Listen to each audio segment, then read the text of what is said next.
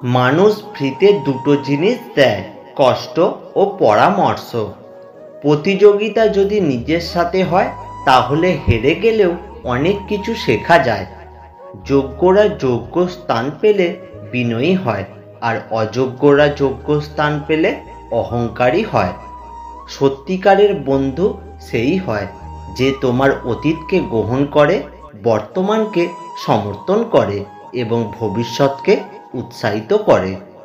সময় চলে যাবে, কষ্টের অবসান ঘটবে, বিপদ কেটে যাবে, সব কিছুই ঠিক হয়ে যাবে, শুধু থেকে যাবে তোমার ব্যবহার। পৃথিবীর সবাই আপনার সাথে বেইমানি করলেও আপনার পরিশ্রম আর যোগ্যতা কখনোই বেইমানি করবে না। মানুষ দুটো সময় চুপ থাকে, যখন তার কথা বলার মতো কিছু থাকে না, অথবা তার বলার মতো অনেক কিছুই থাকে কিন্তু সে বলতে পারে না। ভুল যেমন মানুষকে শিখতে সাহায্য করে, তেমনি কিছু আঘাত মানুষকে বদলাতেও সাহায্য করে। ভুল পথে হাঁটলে যেমন বারবার হোঁচট খেতে হয়, তেমনি ভুল মানুষের সাথে চললে বারবার ঠকতে হয়। কথা এমন একটা জিনিস যেটা দিয়ে কাউকে ভালো রাখা যায়, আবার কাউকে জিন্দা লাশ বানিয়ে দেওয়া যায়। মেয়েদেরকে স্যাক্রিফাইস শেখাতে এসো না, ওরা ওদের প্রাণের চেয়েও প্রিয় বাবা মাকে ছেড়ে চলে এসেছে। কাউকে অসম্মান করতে গেলে শিক্ষার দরকার পড়ে না, কিন্তু কাউকে সম্মান দিতে গেলে শিক্ষার দরকার হয়, আর সেটা হলো বাবা মায়ের দেওয়া শিক্ষা। ছেড়ে যাওয়ার সিদ্ধান্তে যে অটল, তার কাছে নিঃস্বার্থ ভালোবাসাটাও একটা অভিনয়। যারা বেশি মিষ্টি মিষ্টি কথা বলে পেছন থেকে ছুরিটা তারাই আগে মারে। যে কোনো সম্পর্কের পাসওয়ার্ড হলো বিশ্বাস। আজ হয়তো সময়টা খারাপ, কিন্তু সারা জীবন থাকবে না। তবে আজ যাদের চিনে নিলাম তাদের সারা জীবন মনে থাকবে। অতিরিক্ত আপন হতে যাবেন, দুঃখ ছাড়া আর কিছুই পাবেন না। রব সবাইকে সব কিছু দেয় না, হয় কাউকে দিয়ে পরীক্ষায় ফেলেন, নয়তো কাউকে না দিয়ে ধৈর্যের পরীক্ষা নেন। জোর করে কোনো কিছুই পাওয়া যায় না, ভাগ্যে থাকলে কেউই কেড়ে নিতে পারে না। দেখতে সুন্দর অনেক পাওয়া যায়, কিন্তু যার মনটা সুন্দর তাদেরকে কেবল ভাগ্য করেই পাওয়া যায়। যে তোমাকে অবহেলা করবে তাকে ধন্যবাদ দিয়ে দূরে সরে যাও, কারণ তার অবহেলার কারণেই হয়তো তোমার জীবনে হবে উন্নতি। অবহেলা থেকে মানুষ অনেক কিছুই শিখতে পারে। অবহেলায় মানুষের জ্ঞান শক্তি বৃদ্ধি হয়। অবহেলা মানুষের ঘুমন্ত মস্তিষ্ককে জাগ্রত করে দেয়। কাউকে যতই কাছ থেকে চেনো না কেন, মন খুলে সব কথা কখনোই বলো না। মনে রেখো, এ যুগে বিশ্বাসের মর্যাদা কেউই রাখে না। মনোবিজ্ঞানীরা বলেন, নাম্বার 1, কেউ যদি তুচ্ছ বিষয়ে অনেক হাসেন তবে সে ভিতর থেকে খুবই একা। নাম্বার 2, যদি কেউ অতিরিক্ত ঘুমায় তাহলে সে অসুখী। নাম্বার 3, যদি কেউ কম কথা বলে কিন্তু যতটুকু বলে খুব দ্রুত বলে, তাহলে সে কিছু গোপন করছে। নাম্বার 4, যে কাঁদতে পারে না সে দুর্বল প্রকৃতির। নাম্বার 5, যদি কেউ অস্বাভাবিকভাবে খাবার খায় তাহলে সে কোনো মানসিক চাপে আছে। আর নাম্বার 6, যদি কেউ একটুতেই কেঁদে ফেলে তাহলে তার মানে সে নিরীহ এবং কোমল হৃদয়ের। আমরা সবসময় মনে করি আমাদের স্মৃতিশক্তি খুবই দুর্বল। যখন আমরা কাউকে ভুলতে চেষ্টা করি, ঠিক তখনই বুঝতে পারি আমাদের স্মৃতিশক্তি কতটা শক্তিশালী। ভালোবাসা তো সবাই দেখায়, কিন্তু সত্যিকারের কে ভালোবাসে সেটা তো শুধু সময় দেখায়। কঠিন সময়ে বুদ্ধিমান মানুষেরা উপায় খোঁজে, আর দুর্বল মানুষেরা অজুহাত খোঁজে।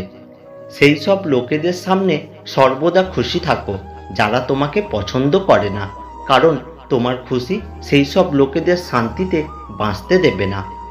কেউ চেয়েও পায় না, আর কেউ পেয়েও তার গুরুত্ব বোঝে না। যাদের ঘাম জড়ানো টাকায় আমরা সুগন্ধি মেখে ঘুরে বেড়াই, তিনি হলেন আমাদের বাবা। কার ভেতরে কেমন মানুষ লুকিয়ে আছে সেটা শুধু সময়ই বলতে পারে। জীবন কখনো কারোর জন্য থেমে থাকে না, কিন্তু কারোর জন্য জীবনকে থামিয়ে রাখা হচ্ছে সবথেকে বড় বোকামি। সত্য কথা হলো, যাকে আমরা পাবো না আমাদের সে ভাগ্যে নেই, তাকেই আমরা মন প্রাণ দিয়ে ভালোবাসি। আজকাল কারোর সাথে মন খুলে কথা বলতে ভয় লাগে। একটা মানুষ কখনো তার প্রিয়জনের ওপর রাগ করে না, যা করে তা হচ্ছে অভিমান। আর অভিমান কখনো রাগ থেকে হয় না, অভিমান হয় কিছু না বলা কষ্ট থেকে। এই শহরে সবার অভাব, কারোর এক মুঠো ভাতের অভাব, আবার কারোর একটা সুন্দর মানুষের অভাব। একটা কথা কি জানো তো, সবাই অপেক্ষা আর বিশ্বাসের মূল্য দিতে জানে না।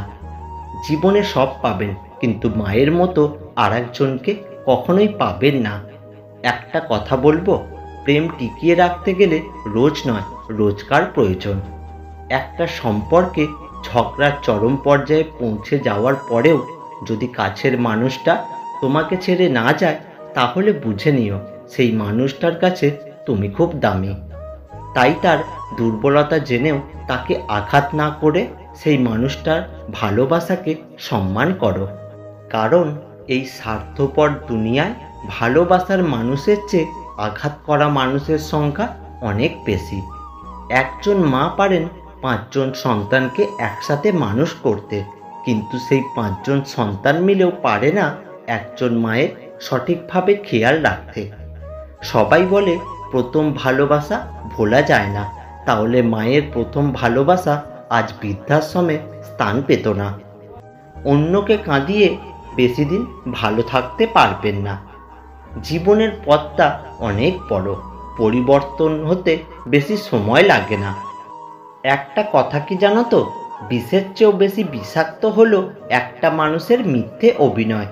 কেউ পাত্তা না দিলে আমিও তাকে পাত্তা দিই না, এটা আমার সেলফ রেসপেক্ট। ইগো ভাবলে ভাবতেই পারেন, মানুষের তো ভাবাই কাজ। যতদিন সবার কথা সহ্য করতে পারবেন ততদিন আপনি ভালো, প্রতিবাদ করলেই আপনি সবার কাছে খারাপ হয়ে যাবেন। মনের মানুষকে জিজ্ঞেস করুন, তুমি আমাকে কেন ভালোবাসো?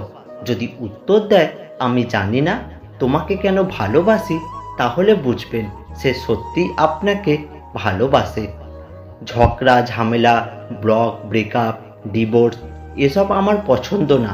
সম্পর্ককে টিকিয়ে রাখতে একজন চেষ্টা করলে ঝগড়া ঝামেলা, ডিভোর্স হবেই।